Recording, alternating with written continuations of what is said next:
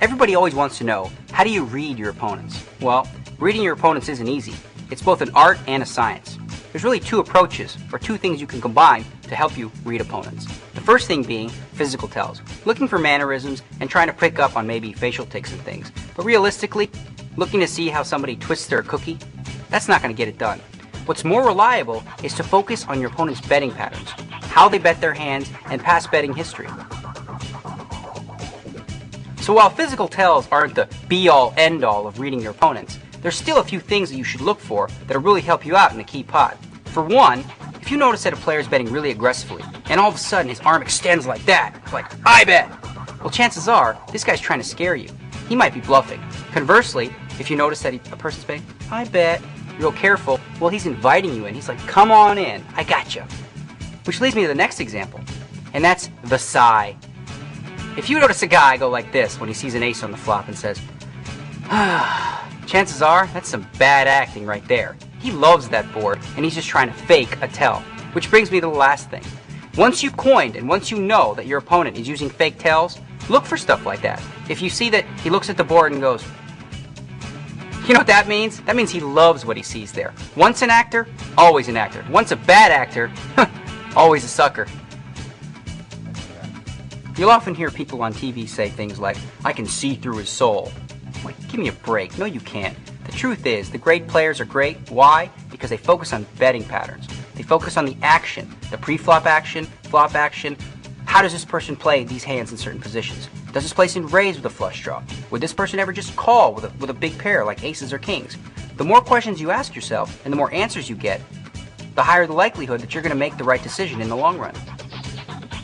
So again, to improve your hand reading skills, you need to combine both the art and the science. Both the physical mannerisms as well as your opponent's betting patterns. You really just got to pay attention. Watch your opponents. The more information you have, the better decisions you'll be able to make in those big, crucial pots.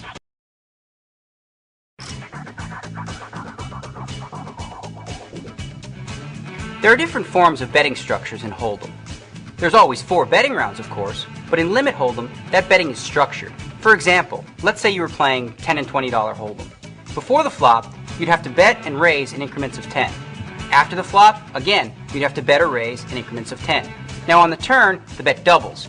Now you'd have to throw out 20 bucks or raise it to 40 bucks. On the river, once again,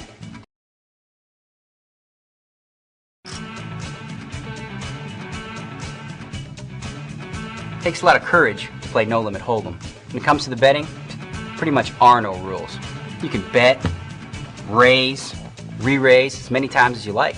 Of course, you have to raise at least as much as the big blind, but if you think you got your opponent right where you want him, well then you could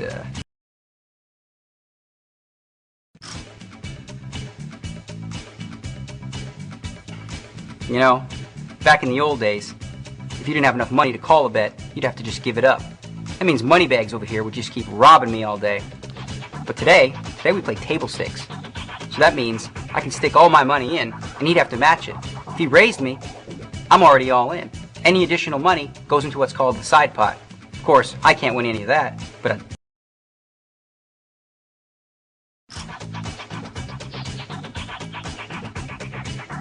the first thing we need to think about when playing Texas Hold'em are what hands we should play and what hands to throw away.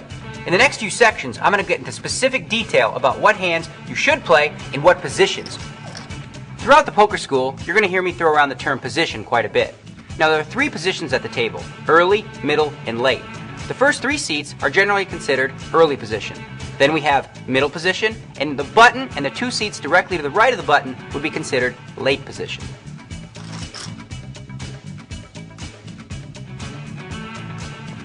Well, the first group of hands that we're going to look at are big pairs and ace-king suited. Now obviously, you're going to play one of these hands in any one of the positions.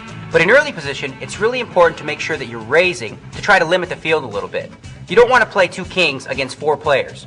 Now, moving on to middle position, if you've already had some action in front of you, again, it's important to raise, but you should be raising a little more to protect your hand. Now in late position, this is the best possible spot you could be in. You've already seen all the action in front of you. You're going to get to act last on every single street, which is a huge benefit in Texas Hold'em. Now again, with one of these hands, you should raise.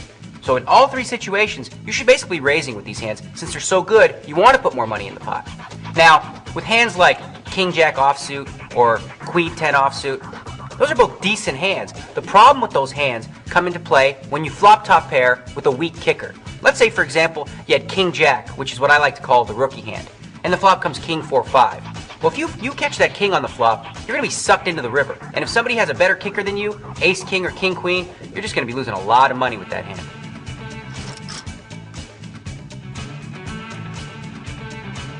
Probably the trickiest hands to play are those pesky middle pairs. I'm talking about jacks, 10s, 9s, and even 8s really. Now, from early position, there's a couple ways you can approach it. Limping is sort of a cautious way to see what happens behind you, but generally, it goes along with my style. It would be to raise with these hands and try to sort of isolate and maybe play it against one opponent. Now, for middle position, it would depend on what happened ahead of you. If nobody's raised yet, well again, you'd play just like you would in early position, and you'd raise. However, if somebody's already raised in front of you, and you're looking down at 2 8s, I don't know, if the guy's raising from early position, chances are he's got a real good hand. With 8s, I think I would just call there and see a flop. If you catch an 8, now we've got a real hand. From late position, if nobody's entered the pot yet, this is a perfect kind of hand you want to attack the blinds with by making a raise. However, again, if there's a raise in front of you, I just call. Now, if you're facing a raise and a re-raise, well, how can 2 8s or 2 9s be good? That's a time to save some money, throw it away, and don't find yourself in a bad spot with 8s up against a bigger pair like queens or kings.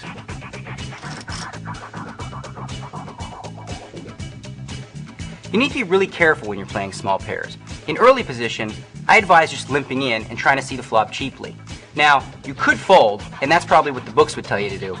The other option would be to raise. And now, I'd only recommend raising if you feel like you've got command of the table and that the blinds are really on the conservative side. Now, for middle position, if nobody's entered the pot yet, lean towards raising and trying to attack the blinds. However, if there's already been some limpers, well then you can limp along as well and try to see a cheap flop. Now, if there's been a raise already, if it's a small raise, maybe you can see a flop and try to flop the set. Now from late position, this is ideal. If nobody's entered the pot, definitely you want to raise it up and attack the blinds. However, again, if there's been a small raise or some limpers, you can see a flop. There's nothing sweeter than calling with 2 4s against an early position raise who's got 2 aces and the flop coming Queen 6-4. He bets it, you move all in, and he walks home with a story to tell.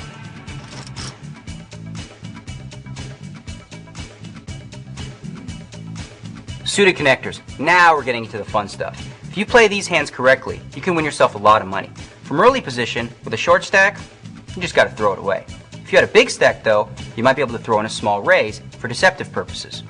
Now in middle position, if you're facing a raise, depends how big the raise is in relation to your stack size. If the raise is too big, well, you just can't play. However, if nobody's played, you can come in with a raise and go after the blinds. In late position, now this is where it gets fun. If there's a couple limpers, you go ahead and limp right along. If everyone's folded around to you, again, you go and raise to attack the blinds. But here, if an early position player raises, and you think they might have aces or kings, this is perfect if you have a hand like 5-7 of diamonds. He has aces, so what? If you hit your flop, you've got him right where you want him. Think about it. Say you flop it straight. He bets, you raise, he sticks it all in. You're like, sweet, I got the nuts straight. He's got a story to tell his buddies about how bad you play. So the bottom line with suited connectors is it's really all about implied odds. Think of it like fishing. You're throwing out the bait, and then really what you're trying to do is reel